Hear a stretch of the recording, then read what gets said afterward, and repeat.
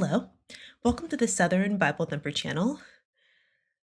I am not a happy camper right now.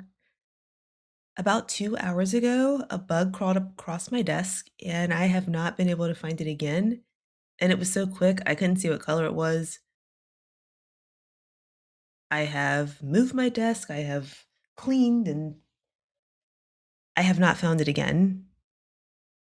So I have like this grass leaf wall up, whatever. I don't want to take that down, but what if it's under there? I am uncomfy.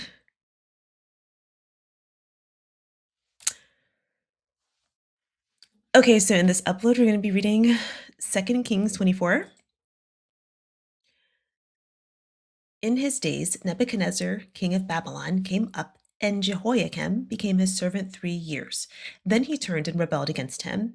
And the Lord sent against him bands of the Chaldees, and bands of the Syrians, and bands of the Moabites, and bands of the children of Ammon, and sent them against Judah to destroy it, according to the word of the Lord, which he spake by his servants the prophets. Surely at the commandment of the Lord came this upon Judah, to remove them out of his sight for the sins of Manasseh, according to all that he did, and also for the innocent blood that he shed, for he filled Jerusalem with innocent blood, which the Lord would not pardon. Now, the rest of the acts of Jehoiakim and all that he did, are they not written in the book of the Chronicles of the kings of Judah? So Jehoiakim slept with his fathers, and Jehoiachin his son reigned in his stead. And the king of Egypt came not again any more out of his land, for the king of Babylon had taken from the river of Egypt unto the river Euphrates all that pertained to the king of Egypt. Jehoiachin was 18 years old when he began to reign, and he reigned in Jerusalem 3 months. And his mother's name was Nehushta, the daughter of Elnathan of Jerusalem. And he did that which was evil in the sight of the Lord, according to all that his father had done. At that time, the servants of Nebuchadnezzar, king of Babylon, came up against Jerusalem, and the city was besieged. And Nebuchadnezzar, king of Babylon, came against the city, and his servants did besiege it. And Jehoiachin, the king of Judah, went out to the king of Babylon, he and his mother, and his servants, and his princes, and his officers. And the king of Babylon took him in the 8th year of his reign. And he carried out thence all the treasures of the house of the Lord, and the treasures of the king's house, and cut in pieces all the vessels of gold which Solomon king of Israel had made in the temple of the Lord, as the Lord had said. And he carried away all Jerusalem, and all the princes, and all the mighty men of valor, even 10,000 captives, and all the craftsmen and smiths. None remained save the poorest sort of the people of the land. And he carried away Jehoiachin to Babylon, and the king's mother, and the king's wives, and his officers, and the mighty of the land, those carried he into captivity from Jerusalem to Babylon, and all the men of might, even 7,000, and craftsmen and smiths 1,000. All that were strong and apt for war, even them the king of Babylon brought captive to Babylon. And the king of Babylon made Mattaniah, his father's brother, king in his stead, and changed his name to Zedekiah. Zedekiah was 21 years old when he began to reign, and he reigned 11 years in Jerusalem. And his mother's name was Hamutal, the daughter of Jeremiah of Libnah. And he did that which was evil in the sight of the Lord, according to all that Jehoiakim had done. For through the anger of the Lord it came to pass in Jerusalem and Judah, until he had cast them out of his presence, that Zedekiah rebelled against the king of Babylon. In the previous chapter, 2 Kings 23, King Josiah gathers the kingdom elders and reads the book that was given to him by the high priest. The kingdom agrees to keep the commands of God. King Josiah destroys the altars, temples, and shrines that were created for other gods. He also removed the people participating in alternative rituals prohibited by God. King Josiah dies in war. King Josiah's son, Jehoahaz, becomes king and is evil. Within 3 months, Jehoahaz is captured by the Egyptian king, and Judah is paying heavy taxes. The current chapter, 2 Kings 24, Jehoiakim breaks away from servitude under Babylon, and God sends 4 groups of people to attack Judah. He dies, and his son Jehoiachin becomes an evil king next. King Nebuchadnezzar of Babylon besieges and removes King Jehoiachin, his family, the skilled workers, and anyone else capable of war from Judah, leaving only the poorest people on the land. The king of Babylon appoints Mattaniah, Jehoiachin's uncle, to become king of Judah next. The king of Babylon changes Mattaniah's name to Zedekiah, and he reigns for 11 years. Summarizing 2 Kings 24. In the first verse, King Jehoiakim over Judah, he finds himself in a subservient position to King Nebuchadnezzar of Babylon. This arrangement lasts for 3 years before Jehoiakim is able to end it. We get to verse 2. God sends 4 groups of people to Jehoiakim against Judah with the intention to destroy it, according to the word spoke by his prophets. There's 2 things that I would like to point out about verse 2. First, the Moabites and the Ammonites are, their origin comes from Genesis chapter 19. This is the story of Sodom and Gomorrah. And so at the very end, Lot escapes with his 2 daughters. And if you remember, when they find a safe place, the 2 daughters take turns getting Lot drunk and seducing him. Both women end up pregnant. One bears a child named Moab, and he's the father of the Moabites. The younger daughter bears a child named Benami, and he's the father of the Ammonites. So we look here at 2 Kings chapter 24. We are still dealing with these inbred populations from Genesis 19. So I always think that's interesting to point out. The second thing that I would like to point out about verse 2, we don't know who wrote this book of 2 Kings. The author is unknown. So in order to illustrate that the intent of this writer, because we don't know who the writer is, and this writer is telling us that God did something with the intent to destroy someone. So, and when we say here, according to the word, that there was a previous warning before God did it. So, because we don't know who wrote this, in order to verify that this person is writing with the intention of just communicating what happened and not trying to sensationalize the story for our entertainment, in order to determine what the writer's intent was for including this information, because God isn't speaking here. We're having a third party that we don't know tell us that God did something. So although we've been reading and we do know that God said this, we're going to be able to verify by looking at some of the other scriptures. So what we're going to be looking at, God is going to give a warning that he's going to destroy Judah. The first thing that I'm going to show you is Israel. And the reason why, this point in the Bible, after Solomon disobeys God, the kingdom becomes fractured and it never is repaired again. The majority of it, we don't even have 12 tribes anymore, okay, after Solomon disobeys. So the kingdom is broken into 2. The majority is Israel, and then there's 1 tribe, Judah. When we get to 2 Kings 17,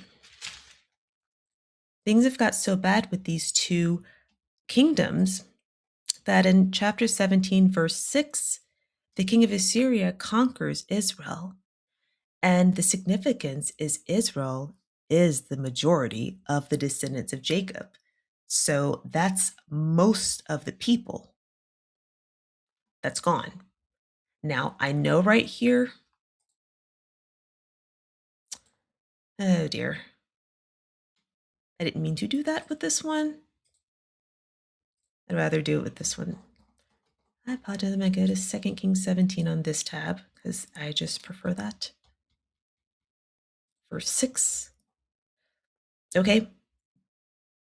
So the reason why we're looking at Israel, because in 2 Kings 24, verse 2, we're talking about Judah. God is going to send destruction to this one territory, Judah. So why are we talking about Israel? Because the same thing happened to Israel first.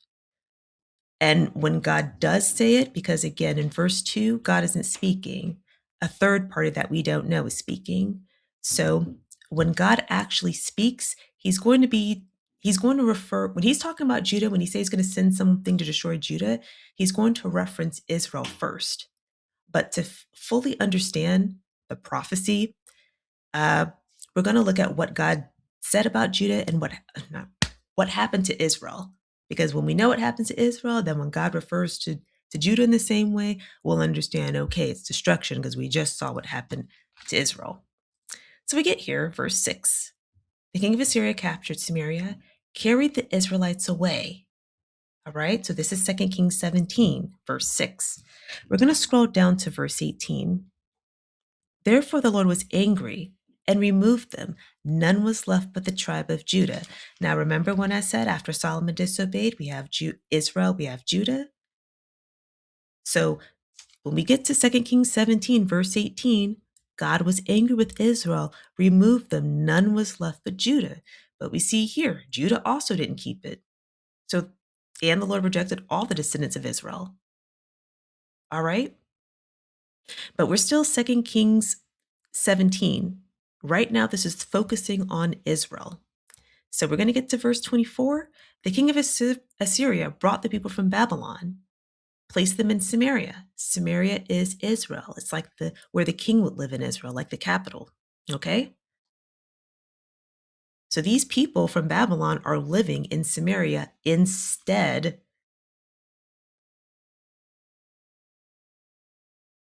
of the people of Israel. Okay, so we're detailing what happened to Israel first because Judah's following after. Okay? We're going to look at 2 Kings 18, verse 11. The king of Assyria carried the Israelites away and put them in Halah. These are Assyrian cities, Halah, Habor, goes on, because they did not obey. Okay? Then we're going to look at 2 Kings, verse 21, verse 10. And the Lord said by his servants, because Manasseh of Judah has committed these abominations and made Judah to sin. Thus saith the Lord, I'm bringing upon Jerusalem and Judah such disaster. I'll stretch over Jerusalem the measuring line of Samaria. I will wipe Jerusalem as one wipes a dish. So that's 2 Kings 21. Then we're going to get to 2 Kings 23, verse 27.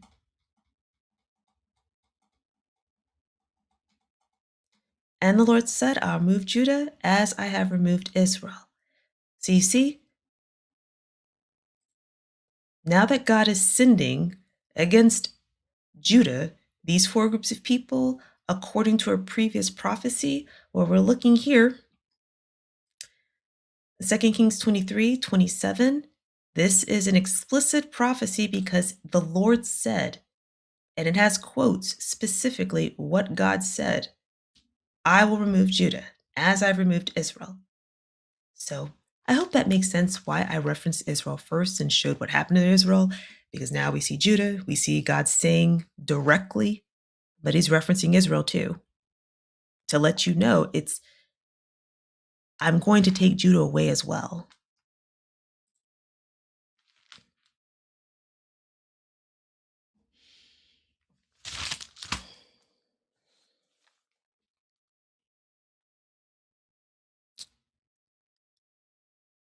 So we've demonstrated that this unknown writer is saying the Lord sinned against him.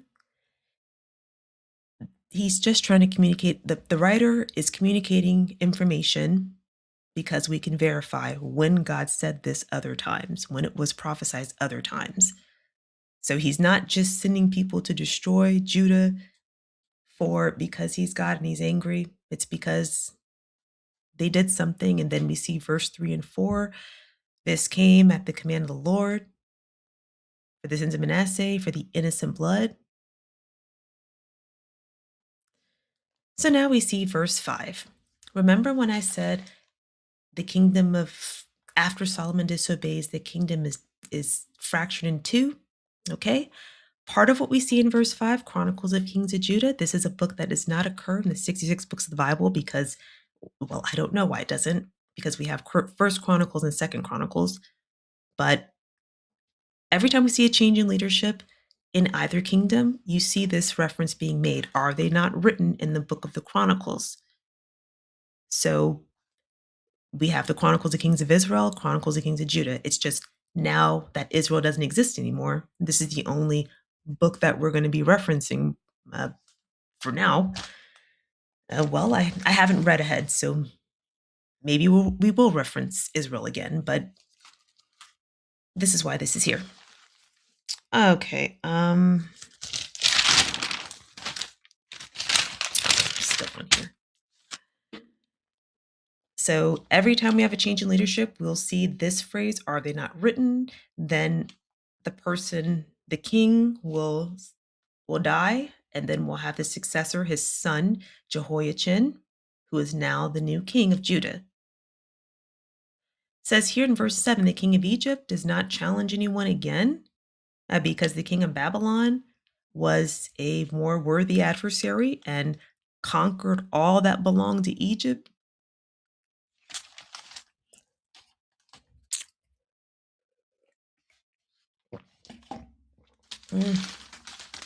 All of my ice is melted.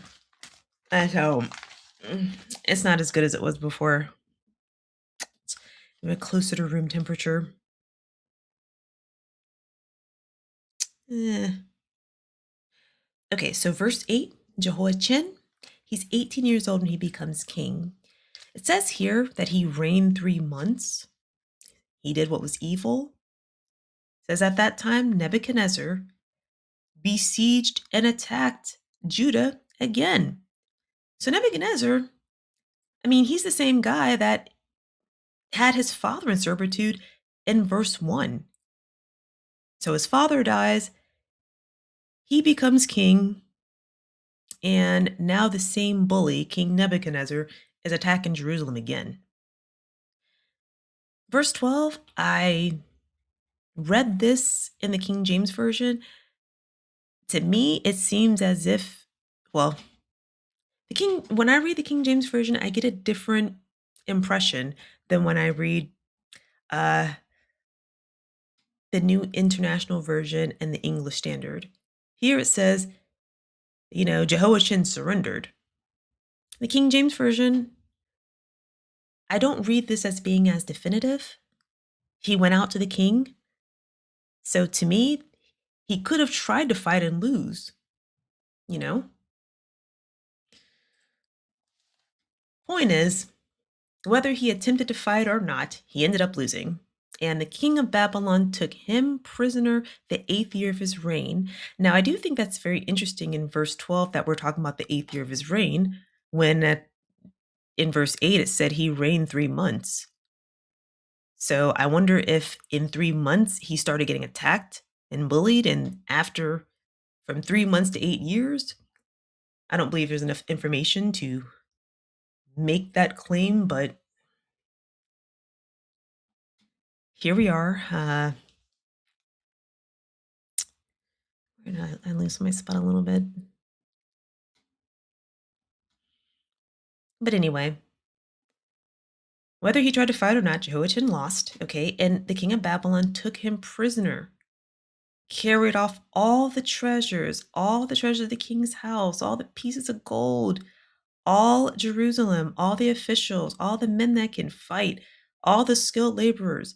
None remained in verse 14 except the poorest people of the land. This is happening in Judah. And if you didn't get it, we'll go here, verse 15. And he carried away Jehoiachin to Babylon. The king's mother, his wives, his officials, all the chief men,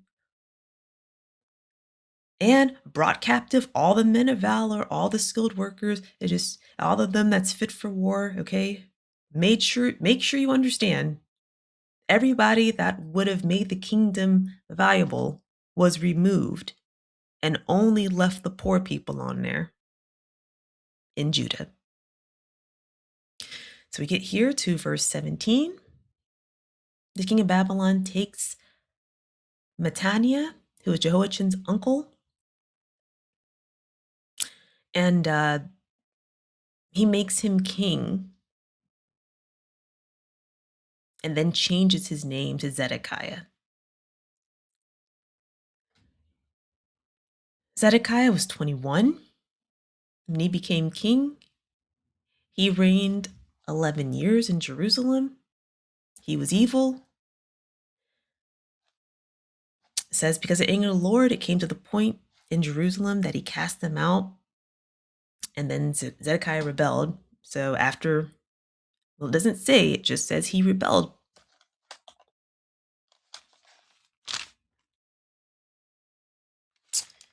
So another thing that I thought was interesting, Jehoahaz, Jehoiakim, and Zedekiah are all brothers.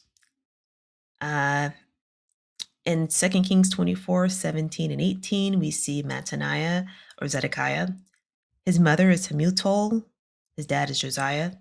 Jehoahaz in 2 Kings 23, 30, and 31. His mom is Hamutal. Dad is Josiah.